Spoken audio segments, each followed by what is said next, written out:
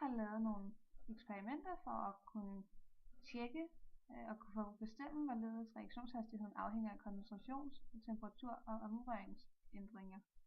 Og vores teori er, at når man sætter syre til en opløsning i thiosulfationer, dannes der frit svovl, hvilket man også kan se på reaktionsskemaet, hvor der står, at 2 hydroner reagerer med thiosulfat og danner svovl, svovldioxid og vand.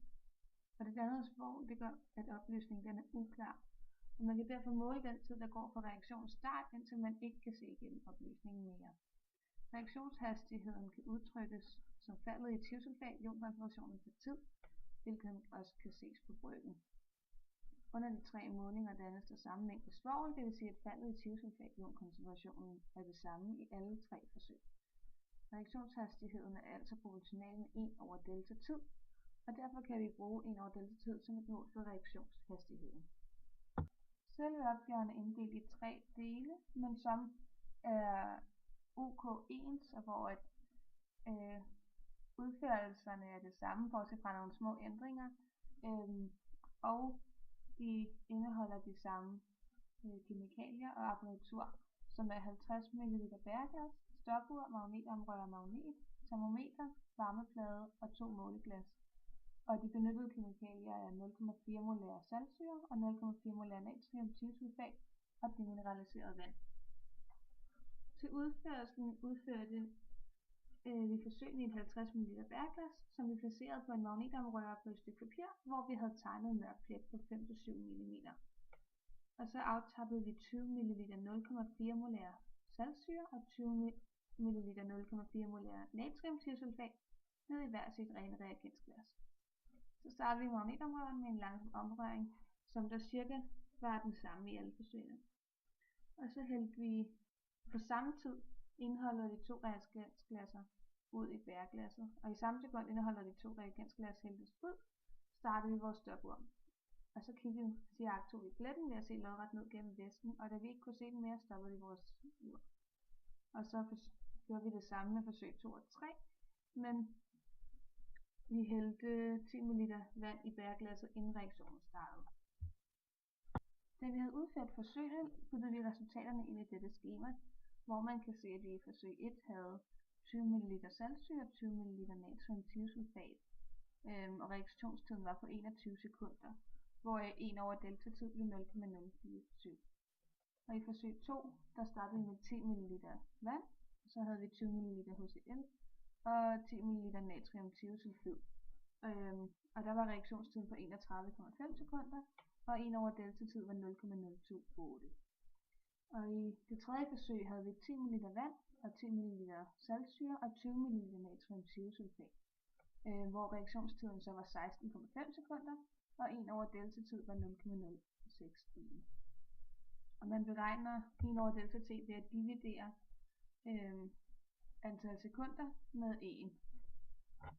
Alle værdierne er i tabellen for forsøgene med omrøring. Og desuden er temperaturen for forsøg 2 nedskrevet, fordi vi skulle bruge det, da vi senere skulle finde ud af, hvordan reaktionen var temperaturafhængig. Så det er derfor, der står, at temperaturen var 20,5 grader C. Koncentrationen af hydron i forsøg 1 beregnes via formlen, at stofmængden er lig med koncentrationen gange volumen.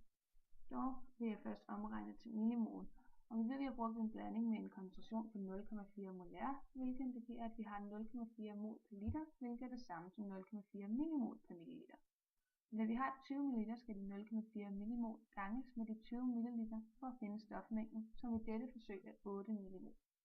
Volumen findes ved at lægge milliliter sammen, altså de 20 ml saltsyre og de 20 ml natriumthiosulfid, der i alt giver et volumen på 40 ml. Og så kan man regne det ud ved at putte tallene ind i formlen, og det giver så 0,2 molær. Og derfor ved man så, at det er koncentrationen i forsøg 1. Og koncentrationerne for de andre forsøg findes ved hjælp af samme formler på samme måde. I del 2, del B, skulle man tjekke reaktionshastigheden temperaturafhængighed. Så i forsøg hældte vi 10 ml vand og 20 ml 0,4 molær saltsyre op i bæreglasset og opvarmede blandingen til ca. 38 grader. Og så fjernede vi blandingen fra varmefladen og satte den i stedet på en magnetomrører. Så tilsatte vi 10 ml 0,4 molar natriumthiosulfat og målte reaktionstiden. Og lige bagefter tidsmålingen målte vi blandingens temperatur og noterede resultatet i det nedenstående skema.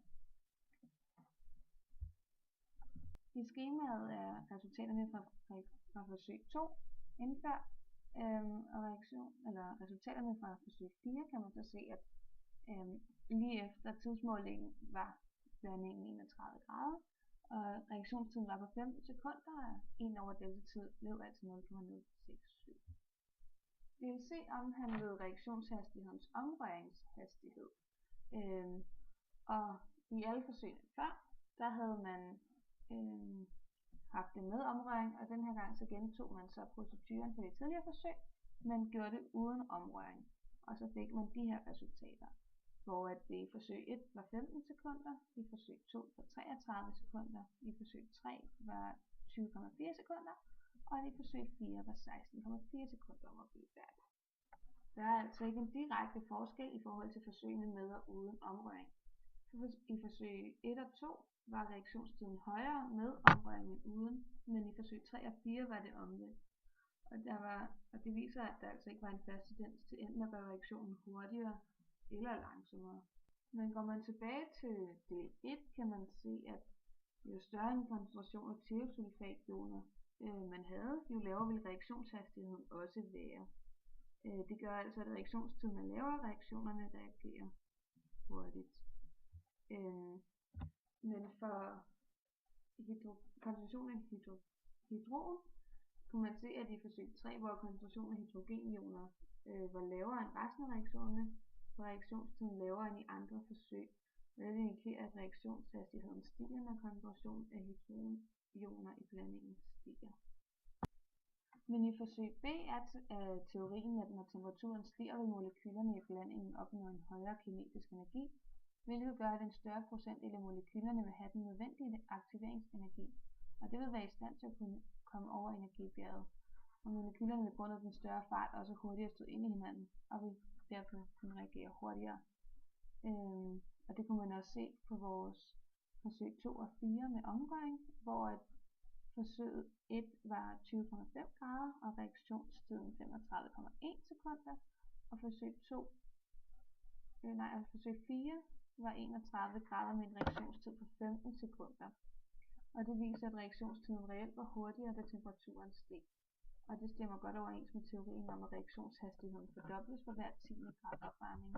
Da forsøg 4 var 10,5 grader varmere end forsøg 1, og reaktionstiden var 20,1 sekunder lavere, hvilket er over 50% hurtigere. Og i forsøg 2 uden omrøring var reaktionstiden på 33 sekunder og temperaturen 20,5 grader, imens at temperaturen på forsøg 4 var 35 grader og reaktionstiden 16,4 sekunder. Og her var forsøg 4 altså 14,5 grader varmere og 16,6 sekunder hurtigere. Og det viser igen, at reaktionshastigheden er højere, når man opnår de højere temperaturer. Men vi havde dog en fejlkilde i vores forsøg, og det var at have et åbent vindue. Og det medvirkede, at vi ikke rigtig kan stole på vores resultater, da forsøgene alle er temperaturafhængige. Og selv små temperaturforskelle ved forsøgene kunne have påvirket, at vi fik en højere reaktionstid, da behandlingen blev nedkølet af vinden. Og det kan så godt være, at hvis det f.eks. stod 35 sekunder, at det kunne have været mindre eller højere. Min konklusion er, at reaktionshastigheden både er koncentrations- og temperaturafhængigt, men at omrøringen ikke rigtig havde nogen effekt for forsøgene.